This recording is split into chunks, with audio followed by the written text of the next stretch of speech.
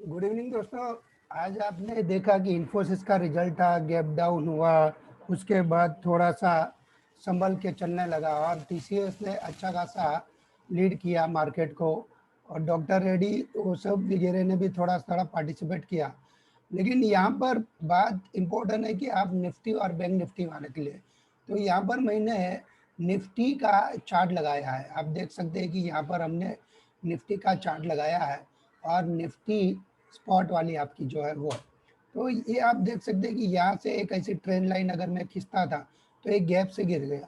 जब ये गैप होता है तो एक गैप गैप जब तक होता है तब तक इस गैप को हम रेजिस्टेंस के तौर पे मानते हैं। तो यहाँ तक आपका निफ्टी वापस ऊपर में 14,800 पे वापस सेलिंग दिखा सकता है आने वाले दिन में। और यहाँ पर गैप से ऊपर अगर चला जाएगा तो ये वाला जो आपका हाई बना था, ये 15,000 की रेंज का, ये हाई क्रॉस करके उसके ऊपर क्लोजिंग देगा तो फिर आप समझ सकते हैं कि ऊपर जा सकता है। तो ये निफ्टी के बारे में थे। और यहाँ पर एक निफ्टी के बारे में एक अच्छी बात यह है कि आप देख सकते हैं कि यहाँ पर जो निफ्टी में ये आपका, आप देखेंगे तो डबल बॉटम बना हुआ है। तो इस डबल बॉटम का आप फायदा उठा सकते हैं कि आने वाले दिन में वो एक आपका सपोर्ट का काम करेगा। एक बॉटम आपकी ये हो गई, दूसरी वाली बॉटम आपकी ये हो गई। तो जब तक ये डबल बॉटम ब्रेक नहीं हो जाता है तब तक आप इसमें बाई में बने रहिए, है ना। तो यहाँ पर आप लिख सकते हैं stop loss SL is below, SL is below आपका डबल बॉटम, ठीक है, बिलो डबल बॉटम DB। अब इसको आप, तो जब भी आपको मौका मिलता है बाई ऑन डिप, मान लो कल इधर खुला थोड़ा सा नीचे आया, कोई इसको हैमर कैंडल बताएगा, कोई इसको हैंगिंग मैन बोलेगा, फिर बोलेगा कि यहाँ से नीचे ही जाने वाला है। फिर अगर गैप अप खुल गया तो बोलते हैं हमने तो पहले ही बोला था ये हैमर कैंडल है, ऊपर ही जाने वाला है। तो आपके लिए क्लियर चीज़ है कि ये जो गैप है वो गैप वहाँ तक फिल करने को आ सकता है। उसके बाद अगर लगातार ये ऊपर गया तो इसके ऊपर अगर जाएगा 15,000 के ऊपर तो फिर इसमें आप मान सकते हैं कि रिवर्सल ट्रेंड बना और ये ऊपर ही जाएगा। अदरवाइज आप ये मान के चलिए आने आने वाले दिन में भी आपको 14,800 एक हर्डल है और ऊपर में 15,000, ये दो हर्डल है, और नीचे में 14,260 का ये आपका सपोर्ट है डबल बॉटम का। 14,260 इज ए सपोर्ट, ये है आपका सपोर्ट।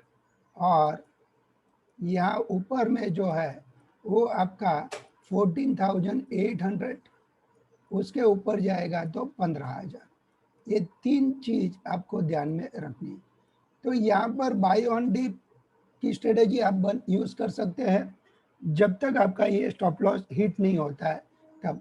तो स्टॉप लॉस आपका कौन सा रहेगा, 14,250 या फिर 14,200 तक का आप रखा सकते हैं, ये आपका स्टॉप लॉस रहेगा। तो अब देखते हैं दोस्तों कि निफ्टी की बात की तो यहाँ पर टीसीएस और इन्फोसिस भी आपको क्या बताते हैं, क्योंकि उनके रिजल्ट आ चुके हैं। चलिए दोस्तों देखते हैं टीसीएस के बाद में, निफ्टी के बाद में टीसीएस एंड इन्फोसिस को।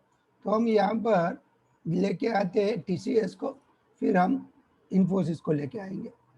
चलिए ये टीसीएस है, आप देख रहे हैं कि टीसीएस में ये वन डे का चार्ट हमने लगाया है। यहाँ पर को आपको पता चलेगा कि ये टीसीएस है, टाटा कंसल्टेंसी, वन डे का चार्ट है यहाँ पर। और तो यहाँ पर आप देखते हैं कि हमारा जो सपोर्ट था वो सपोर्ट पे आके रुका और आज धीरे धीरे करके ऊपर गया। तो ये कैंडल दिख रही कि प्योरली आपको बुलिश एंगल्फिंग, और दूसरा आपको इसको आप बोल सकेंगे कि ये ऑलमोस्ट हैमर टाइप की कैंडल है। तो टीसीएस में आने वाले दिन में वापस इधर जा सकता है ये, और उसका स्टॉप लॉस इतना लंबा ही रहेगा क्योंकि एक दिन इतना बढ़ गया तो हो सकता है एक दो दिन साइडवेज भी जाए। अब देखते हैं कि ये टीसीएस में कहानी यहाँ तक खत्म होती है। अब आपको देखना है कि ये जो आपका ये वाला था, क्या नाम है, इन्फोसिस, तो इन्फोसिस को आपको देखना पड़ेगा कि इन्फोसिस में आने वाले दिन में क्या लग रहा है। तो देखते हैं दोस्तों, इन्फोसिस को अपन देखते हैं। यहाँ पर जाएंगे, इन्फोसिस को ढूंढेंगे, इन्फोसिस, ये देखिए इन्फोसिस। आप ट्रेन लाइन लगाते हैं ऐसे या हॉरिजॉन्टल लाइन लगाते हैं, तो यहाँ पर मैं पहले ट्रेन लाइन लगा के दिखाता हूँ। मान लो ये यहाँ से आपका चल रहा है इस टाइप का, और ये रिजल्ट के पहले वाले दिन पे वहीं पर सपोर्ट में आके रुका था, तो किसी को पता नहीं चला कि ये गैप डाउन होएगा कि नहीं होएगा, और वहां से वो गैप डाउन होके गया। लेकिन कितना अच्छे से उन्होंने पूरा का पूरा एक गैप फिल करने का पूरा कोशिश किया। तो आज रिजल्ट आने के बाद पहला दिन था, हो सकता है कल यहाँ से वापस ऊपर जाए, क्योंकि अभी तक हमारा यहाँ पर भी कोई सेल सिग्नल जनरेट नहीं हुआ है। हाँ, एक है कि भाई यहाँ पर भी आप देखेंगे तो डबल बॉटम एग्जैक्ट बना था, लेकिन उसको हम डबल बॉटम की तौर पे नहीं देखेंगे, क्योंकि ये अभी तक कल की कैंडल आपको पता चलेगा कि इसको हम डबल बॉटम बोले या ना बोले। ये देखिए यहाँ तक जो सपोर्ट था, एक ये सपोर्ट और एक आज का जो बना सपोर्ट। तो हमने पहले भी बताया था कि अगर टीसीएस नीचे खुलता है, जो एडीआर जीडीआर के हिसाब से दिखा रहे थे ये लोग, एडीआर के हिसाब से कि भाई 1330 के हिसाब से खुल सकता है, और वैसे ही हुआ। उनका जो प्रिडिक्शन था लोगों का वो सही गया। तभी भी हमने बताया था कि आप 1280 का स्टॉप लॉस से बाय करो, क्योंकि यहाँ पर मुझे जो सपोर्ट मिल रहा था इस वाली कैंडल का 18 मार्च का जो लो था वो था आपका 1313 और उसके आगे एक लो था इधर का जो मुझे दिख रहा था 1305।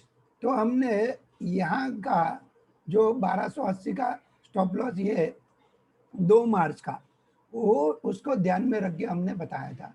ये मैं बता देता हूँ आपको कि कहाँ था हमारा स्टॉप लॉस था वो। तो आप देखेंगे कि हमने ये वाला जो कैंडल है यहाँ का स्टॉप लॉस रखा था, और उस स्टॉप लॉस के हिसाब से हमने आपको बाई बताया था, और ये हमारा पूरा सपोर्ट जोन था। तो ये सपोर्ट जोन भी मैं आपको बता देता हूँ कि कैसे हम लोग आइटम को बॉटम में भी कैच करने की कोशिश करते हैं। ये हमारा पूरा सपोर्ट जोन था 1300 से लेके 1315-20 पूरा। तो आने वाले दिन में भी वापस आपको यही देखना है कि जब तक ये 1300 आज का लो, उसके बाद 1300, 1315 और 1305 से लेके 1280 जब तक नहीं टूटता है तब तक आप इन्फोसिस को भी बाई के लेके चल सकते हैं। तो ये था हमने आपको टीसीएस, इन्फोसिस और निफ्टी के बारे में बताया।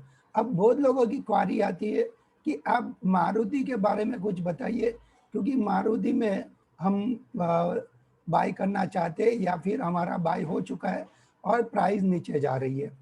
तो देखते हैं दोस्तों, मारुति को हम यहाँ पर डाल देते हैं। चलिए, ये रहा मारुति आपका। तो मारुति को अगर हम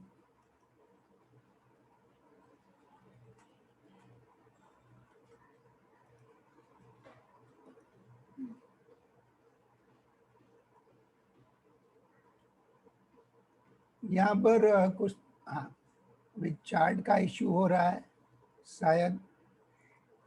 हाँ,